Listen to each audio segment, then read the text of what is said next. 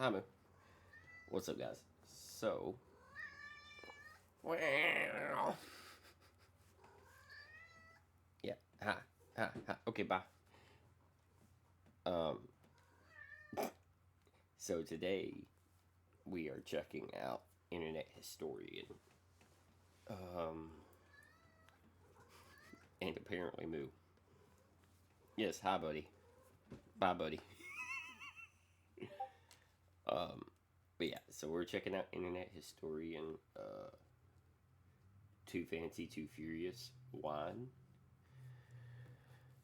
It's a bit of a longer video. It's like 30 minutes long. Now, I did look and see very quickly. I typed in uh, Internet Historian uh, to see if other people were like reacting to the whole thing.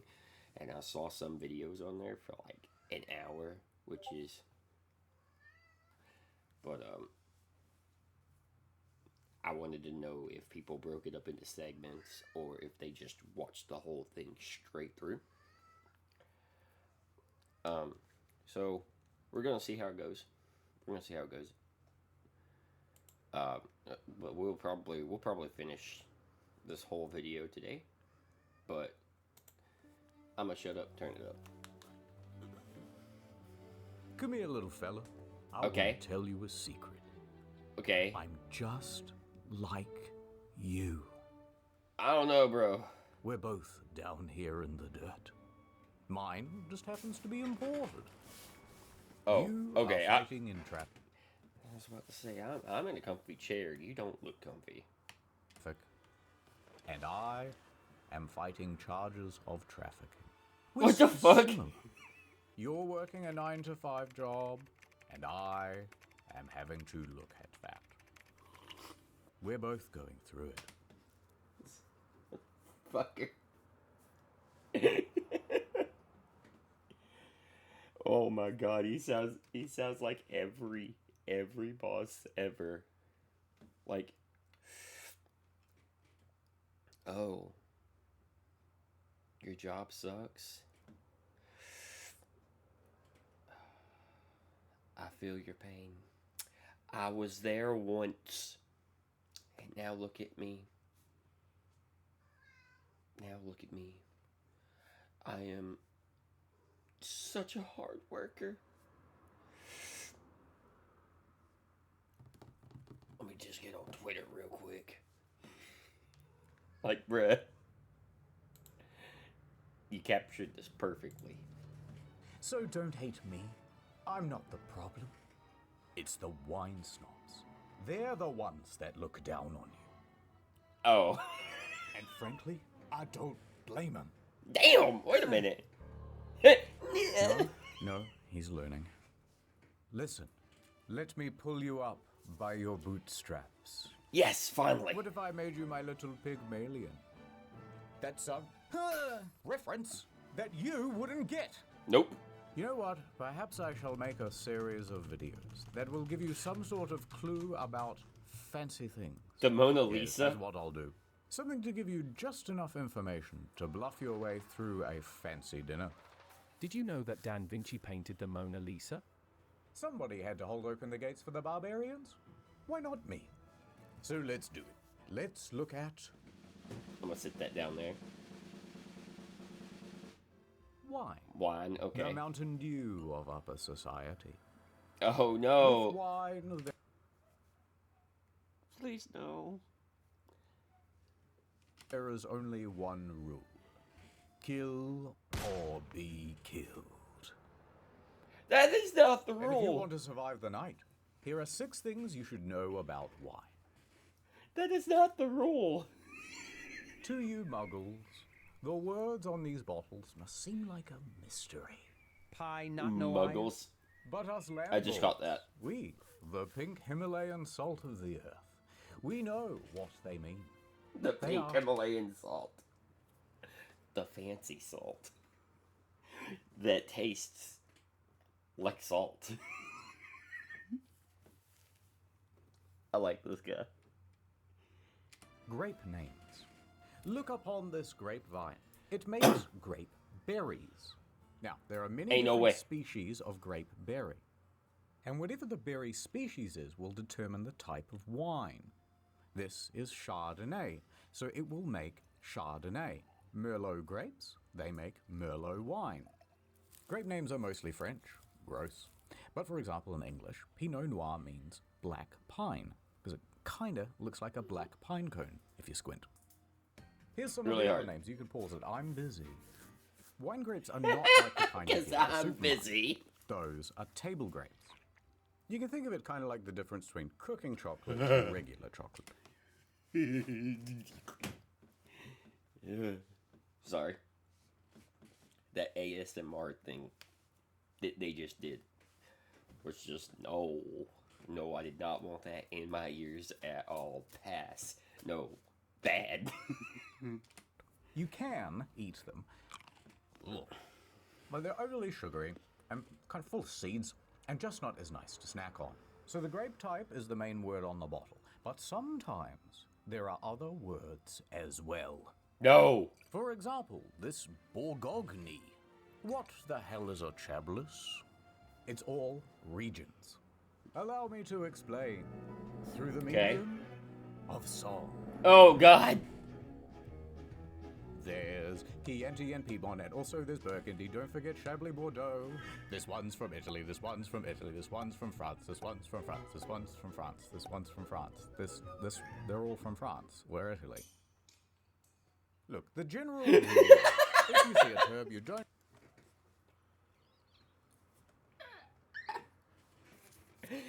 But dun dun dun dun dun dun dun dun dun dun dun dun dun dun. Never mind. I was expecting him to actually make an entire song out of that, and I was like, I was here for it. I wanted to see where that was going. don't understand. It's probably just the French or the Italians being all la-dee-da about their particular region. All right, let's move on to price. Come on, I know a place. Oh, God. We're here. I can tell by the name on the sign. Now, don't embarrass me, I didn't bring my ID. Fiddle-tee-dee, look at all these bottles. So many options. Well, I don't know how it works in... $200 bottle. And here. I don't know how it works in other countries, but there's some places in America where if you got the and it's a little and it's a little on the side, they won't ID you. I didn't say that. Oh, a $20 bottle. Now, I bet this $200 bottle tastes way better, right? No. Like it's It going to be doesn't. 10 times better than this No. one. That's just basic math. Go on, though. You choose one. Oh, no. Well, it was supposed to be a trick question, but they both taste pretty similar, right? There's not some threshold that you get to where it gets more expensive, and then it tastes better, and then more expensive again, and it tastes even better, until it gets so expensive and so incredible that it's like nothing you've ever had before. Break through the conditioning. This is just old grape juice. Now, Yeah, if you're a basically. little bi-curious about a more expensive bottle, sure, why not? Gold letters grace the label, hand engraved by goldsmiths. Famed wine critics described the taste as mind-boggling. But realistically, after about $60, the flavor doesn't get much better. In fact, it plateaus out and it can even go down. The best quality to price ratio is all the way over here, much lower, about $20. It's also where you find most meads at. You know, the old the old Viking drink. That's where you find most of that at. Mixed with a little cranberry juice that you find it still like that like cran grape and like cran apple and stuff. Mix that in there. You're gonna have a good day.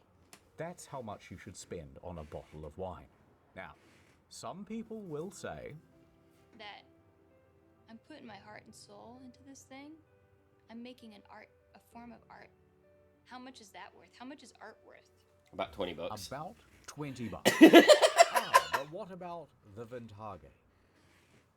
Whoa, look at this. The Vintage. A couple of... Why, dog? Why?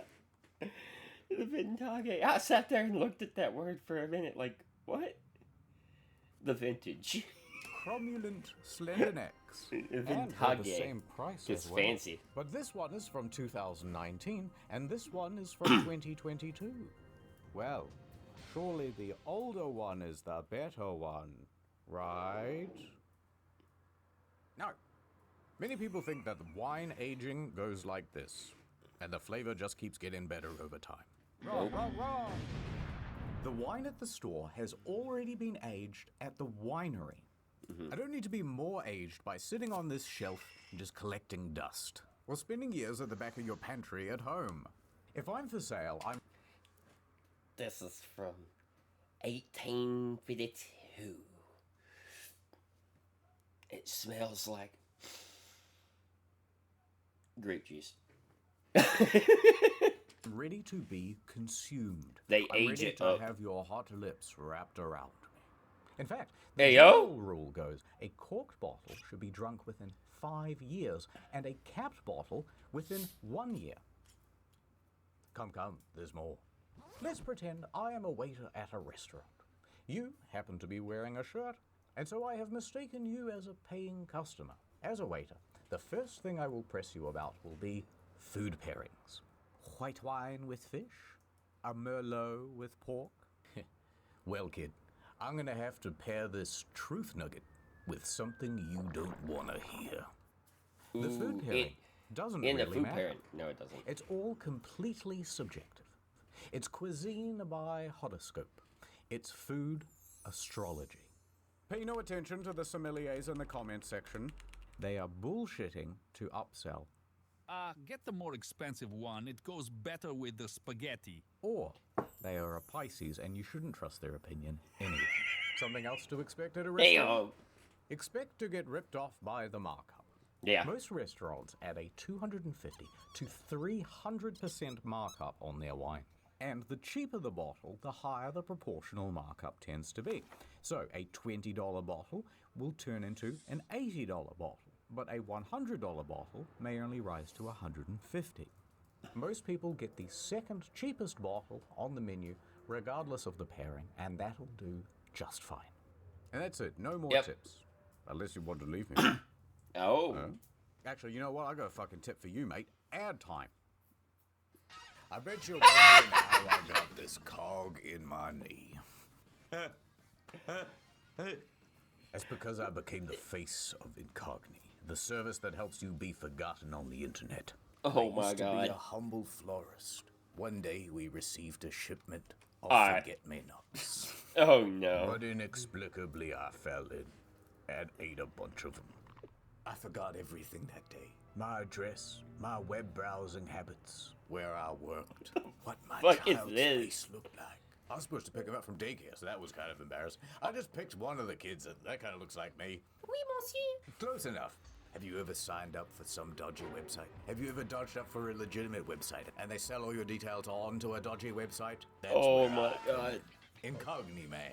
And another boy.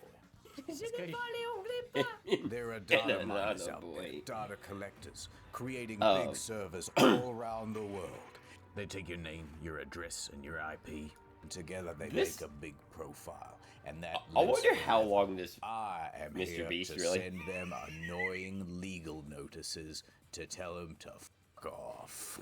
Take Steve off your database. European law this, American law that. Go to incogni.com/internet story to get I've lost my 60% train off of an thought. annual plan. Which is the cog funny signal. with the ad going right now. I swoop into the data centers. Um, Legal notice. Tangle up their processes with admin. Who are you? I don't know. Oh, wait a minute. Inganokni Nam. Go to incogni.com/internet historian. Incogni man. Remember me? Yes. Oh, wow. No. Who's the kid? The NordVPN. That's a good deal. Ad over. Welcome to the Wine Underground. I thought he was gonna make a joke about coming back. I totally expected it. But yeah, wine is aged up before it's ever bottled. Sometimes it's aged up, and the wine that you're drinking that's like 20 years old is like maybe 5. Because just like with just like with produce and stuff that you get from the supermarket, we have ways of speeding up the process. Bar meetings here, because it stays at a very pleasant temperature. You know, us wine masons, we control everything. We are few, but many. That doesn't make sense. Look at the back of this bottle. See the No Fat Chicks logo? What? That's not what that means, bro. I know, but what? Put that there. It is the symbol of our organization. Oh We my have god. a dirty finger in every glass of government and corporation stuff. Oops. Perhaps you'll have a little accident. Last year, Little Upstart tried to make wine actually taste good. You know, like how grape soda does. Wait a minute. I made the comment about mead and cran. Hold on a minute. Hold on. Somebody help. If you don't hear from me in the next video, SOS. Him up so good he had to get stitches. We caught one reporter trying to dig around into our operations. We all know how that one ended. With an airstrike. Oh, What it's the my little fuck? juice box. I'm going to let you in on a secret. Why is champagne called champagne? Well, I'll tell you. It all began in Okay, so 1668. we're on champagne in the now. Abbey of St. Peter in northeast France, there's something spooky going on. Okay. It's springtime, and in the cellar where they keep all the wine, bottles would suddenly, unexpectedly, explode. Now, this was especially common during morning mass. That's a bad omen. Sometimes the explosions would cause little Wait, chain what game was that reactions, from? and That was bad omen. that. Sometimes Is that from the a game? explosions would cause I feel like the little chain graphics look like it was from a reactions, game. And bottle after bottle would break down the line, ruining the majority of the crop. The peasants were frightened and also parched. Sacre Blue, lay wine. What is happening? It is The from a monks game. would refer to this as But what the game devil's is that? wine. Lay wine is cursed. Le God, he must be anger at us. He must be anger. In walks Dom Perignon. He is just the man for the job. A Benedictine monk at the abbey. He's got a new role, the cellar master. And it's his mission to find out what the hell is going on here. So Dom starts looking at all the bottles. And what he figures out pretty quickly is that the wine itself is releasing gas. The gas builds up pressure, and why that is happening, he doesn't know. But it's his job to stop it. So he gets to work, trying all sorts of things to stop his mortal enemy, the bubbles. In the first year, he tried insisting that only the youngest grapes be picked. Perhaps this will stop your bubbles. And it didn't. The next year, he changed up how the grapes were pressed. Push harder. We'll squeeze out the bubbles. Son of a bitch. We'll squeeze He out tried the picking bubbles. grapes very early in the morning and no other time. Nope. And on and on. The bubbles would win the battle every year. For 8 long years, he tried all sorts of different things. And no strategy. Those machines are funny. There's a guy that I watch on TikTok that puts them in the soda stream. He puts whatever people say, whatever people recommend him put in the soda stream, and every time he cracks that thing, so he goes to take it out, it just everywhere. Like, I don't even know if a soda stream is worth it at that point. Like, you have to clean it up every time. And not just it, but everything in the area. He worked. No, the bubbles. Eventually, he was at the point of almost giving up. Until one day, hey, what if the wine is still fermenting? So he takes a couple of the bottles and he opens them. It is. We ferment the wine. Once it's done, it goes into the bottle. How does it then start fermenting again? How is that possible? And here the mystery was solved. So it turns out, in North France, they have very fast changing seasons. And owing to that, the yeast doesn't actually get time to do its job. Instead, it would get cold very quickly in the winter, and all the yeast would go dormant. Then the winemakers would go, oh, brilliant, fermentation slowed down, it must be done. They would then bottle it, and they would store it. But once summer came back around, the process would spring back to life, and carbon dioxide would build up, and... Okay, he thinks, I cannot change the climate. Perhaps I shall not win the war against the bubbles. Now, the bubbles are his enemy, and he has another enemy. Winter. The English. Therefore, the enemy of his enemy or something. He starts talking From to Sun Tzu's The Art of Hey, War, how do you guys really? stop your bottles from exploding? And the British go, You what, mate? Cool. We'll peep at how thin the bloody glass be in it. Thin glass is the problem. Thank you for using this text-to-speech preview. For a paid version, please go to... See, the English have created new coal-fired bottles with much thicker glass. Then they put a cork in the top, and it allows them to make very foamy beer. That's right, he could just use thicker bottles and he won't have to worry about stopping the bubbles at all. So Dom goes running back to France. He's panting, he's sweating, and there's bits of brie on his shirt. He's going, better bottles, better bottles. Everyone's confused and terrified, but they give it a shot. And there it was.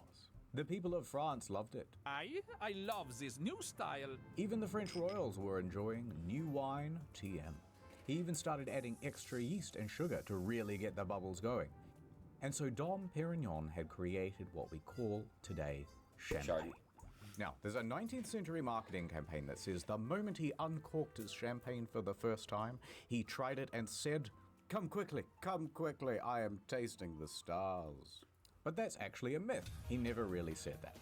But there's still a problem. And this one, Dom cannot fix. The pulp. If you bottle wine while it's still fermenting, so that you can keep the bubbles in, you're also trapping in a bunch of dead yeast and debris and gross particles too. Also, it's all cloudy. No, we want it clear. We want it crystal looking. How will we ever solve this problem? Dom dies. God. 1805. In walks Madame Clicquot. He's just the man for the job. I'm also French.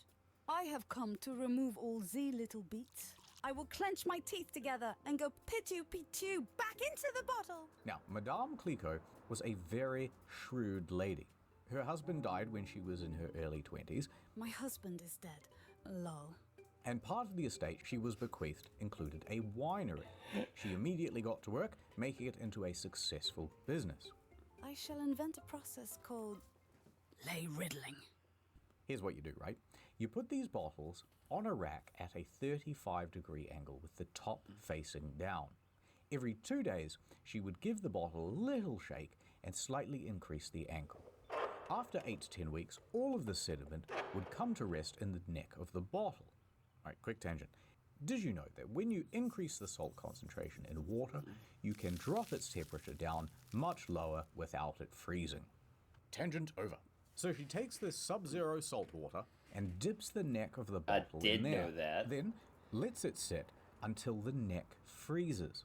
Now you have a sort of frozen cork filled with all of the gross pulp, and then you simply pop off the top. And the whole thing goes shooting out as a fun prank for your friends and family. Then they add in a little more extra base wine and sugar and leave it to age. And with that, Clicquot has just created a clear, sparkling wine. And that is Ridley. And Madame Clicquot is The Riddler. So Dom Perignon and Madame Clicquot are both credited as the godfather and godmother of champagne. I like that Today, the hers Dom is and upside Clique down. brands are owned by LVMH, the same parent company that owns Louis Vuitton, Tag Heuer, Tiffany & Co, Hennessy. Actually, pretty much every luxury brand. But why They own is it everything. called champagne? Well, that's because it comes from the Champagne region, you dummy. And anything else with bubbles is just... I was actually wondering about that because I was like, I thought it was because it came from like the specific area called Champagne, and then we went on this like, wait, the Riddler, that wine, and so it was like almost a 10-minute rant, and I kind of forgot about this part. This video is funny. It's like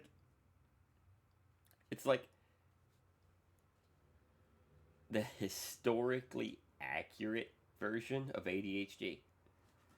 It's like, oh, I know the answer to that, but in order to get to the answer of that, we're gonna have to go through this tangent and this one and this one, and I got distracted. And ooh, what's that?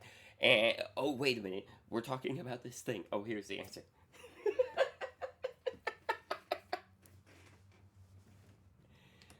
sparkling wine. End of part. Okay.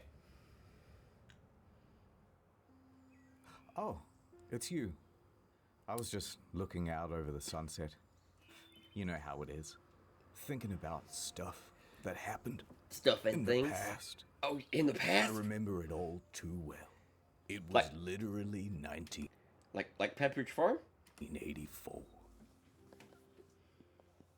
I was walking home with my parents from the opera. Come on, keep up. We're nearly there. Hey, let's take a little shortcut, they said. We can cut through here. We were walking Batman? down a well-lit alleyway. It was nothing but quaint restaurants and bistros. Batman.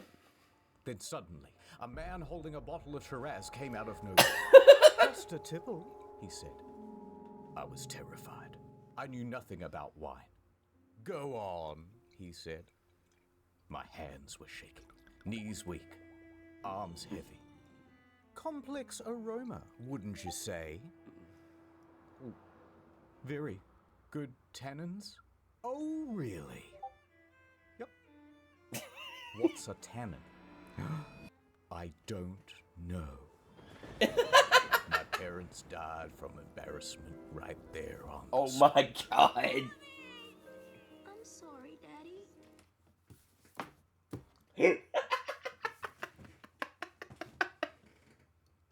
My parents died from embarrassment.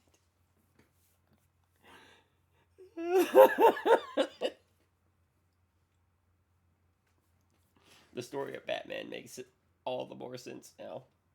And the reason that he wants vengeance on everybody is because he doesn't want to admit what actually happened. Just a tipple. Just a tipple. Just a tipple. It's too late for me, but I don't want the same thing to happen to you. I appreciate That's that, bro. why we have to learn about how to serve wine. What the fuck? So you've bought a bottle of wine to show your friends and family how successful and sophisticated you are. Uh-huh. Did you know that Da Vinci painted the Mona Lisa? Yes. So let's go through how to serve the big three. White, red, and champagne. Let's say you've bought champagne. Oh, that's gonna hurt. That bottle goes in the fridge. Ah! Champagne is served cold always. To open, peel off the foil and do not aim it at your face. Then twist off the metal thing. If you want people to think you're fancy, use the proper word, muselet. Muselet. It helps to contain the pressure. Again, don't aim this thing at your face. It's That's really gonna worth bust your repeating. fucking The teeth. PSI inside a champagne And bottle nose. is 70 to 90. That puts it in the same league as a nail gun. So the cork comes out at about 50 miles an hour. And if you're in a house, you want to hold onto it very firmly with your hand. If you're Bezos, or you just won the Grand Prix, fling it over some ladies. But if you want to be really fancy, you can use a sword. This has been a tradition for a couple hundred years, popularized by Napoleon. After each victory, the army would use their sabers to crack one open for the boys. But the sword's just ceremonial. You can use pretty much any blunt object to knock off the top. A phone, a shoe. Pretty much any blunt object to knock off the top. A phone. The phone's cracked now. I was wondering. I was like, "There's no way you use a phone and get away with that. It's too much pressure on the phone." A shoe. This fish head. If it's cold, it shouldn't fizz over too much, but you might want to have someone on the side with a ready glass. The glass type should either be a tulip or a flute. Although, if you've seen The Great Gatsby, you may notice that they use these. Up until the mid-1900s, people used coupes. That's because, back in the day, excessive effervescence wasn't very cool. So these cups helped actually dispel the bubbles faster. In fact, sometimes they'd even use a small whisk or a fork to dissipate all the bubbles. Oh! There's actually an old myth that the shape and size of the coupe was molded from one of Marie Antoinette's buboes. But it's probably not true. Bruh! Eventually, bubbles became a fancy feature, so the flute was adopted. They can be made from glass, but preferably they're made from crystal, so that they shimmer as much as possible. And the best flutes would also feature a small rough spot right there at the center of the glass at the bottom to create a sort of tornado of bubbles. Anyway, as you pour, tilt sideways so it isn't all head, and don't pour more than 2/3 full. Done. White wine. Okay. White wine is best served chilled too. 10 to 15 degrees though, not fridge cold. Use a small glass bowl and pour to about half full. And when you drink, do a little sniff test and, aerate it a bit. Then hold it down low on the stem so your hands don't heat up the liquid. If it's not to your taste, cut it with 50% Sprite and add a few ice cubes. Done. Reds. Red wine! Red wine is not chilled. It is served at room temperature. Uh-huh. When you first open it, you're supposed to And let most it of it sit is for a terrible. while to oxidize. That gives it more flavor. Although, if you don't want to wait, you can just pour it into a decanter. That does the same thing. To drink from, we want a big bowl on a stick, so you get a full face of the aromas of the great blood. He had his whole face in that motherfucker. His whole fucking face was in there.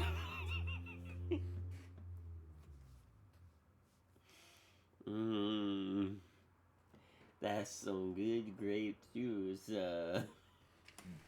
When you pour the thing, fill it about 1/3 full.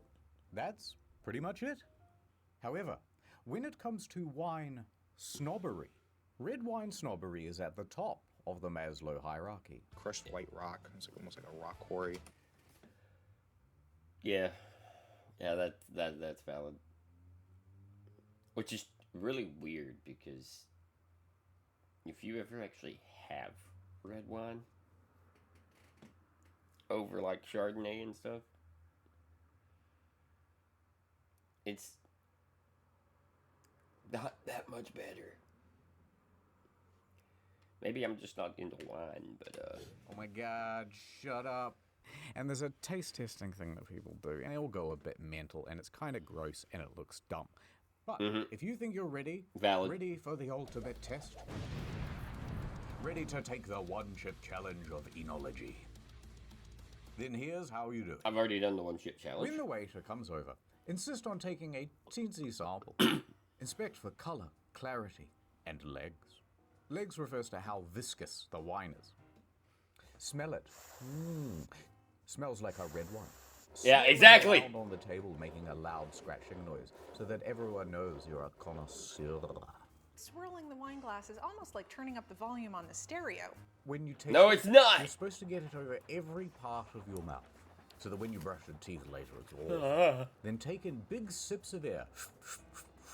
This is where you comment on the texture and taste. complex notes.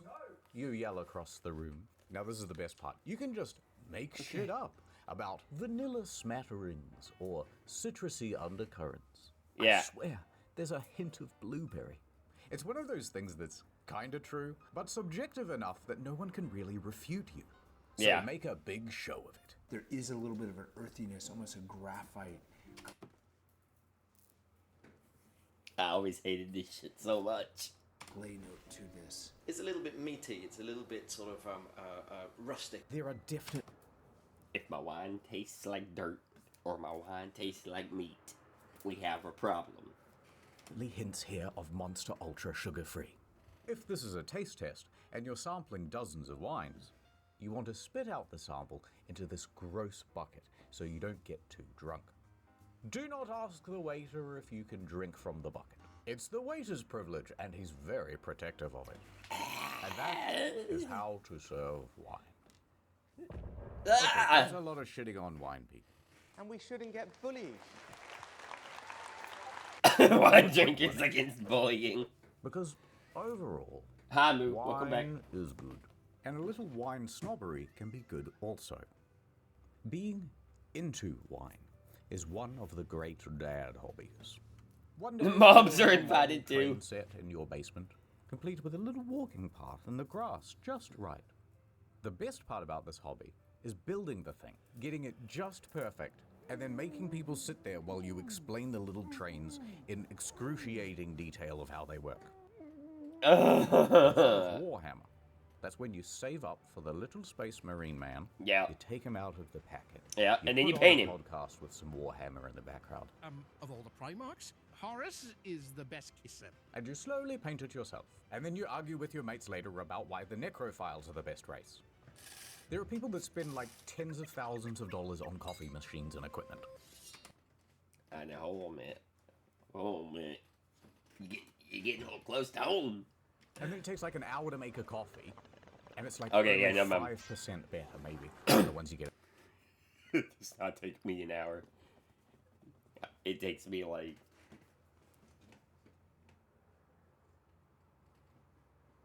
five to 10 minutes, depending on how long it takes for the coffee to boil. It does not take me an hour, so never mind. I'm exempt from this. Thank God. Get at the cafe. Now, I could be Mr. Killjoy and come in and go, what's the point of that? Why not just buy it from the cafe? Why not just get a pre-painted Space Marine? Why not have someone else just install the train set? But then there's no ceremony, there's no fun, there's no hobby. Yeah. Wine is very similar. They're getting a little bit too obsessive about the thing and being like... Some lemon zest as well, lemon pith. Super tangy. You literally just said lemon 3 times. We get it. It tastes like lemon. Is the purpose of wine. It's the fun of wine, which is why wine is better than just some old grape juice. And you fucking wine loser snobs, you know what? You're all right. You're all right. And that's about it. There's just one last thing left. Okay, what the we got? practical. Come on, Okay. my little nouveau biche. I booked out a whole restaurant. They serve some of the best blue whale caviar here. All right, you What? did it. You sat through the whole video without crying. The hell did he just say? No. I think this calls for a toast. Steady now. Whoop. Oh, God. No. I was so young. I can't believe you killed again. But it's okay. I feel like we're becoming close friends who can keep secrets and stuff. Yeah. Because we're such close friends, I'm going to keep teaching you things. Oh, I appreciate That's it. right. You're going to be just like me. No, I don't want to. I just cannot tell which of this is blood and which wine. By the way, this is the second video. If you haven't seen the first one, which is on Fancy at the Theatre, go look at it. But there's also Fancy, the Arts, on Incognito. That's already live. And there's the next Incognito on its way. Do not forget story mode. Do not forget Incogni. I just like the fact that through all of this, he's just cleaning And do not one off forget of everything. to dream. Don't forget to dream, guys. Don't forget to dream. Oh my god. Okay. that was pretty good. That was pretty good. That was one of the longest videos I've done in a long time. So thanks guys for watching. Let me know if y'all want to see more Internet Historian or what I should do next. And I will catch you guys in the next one. Have a good day. Bye.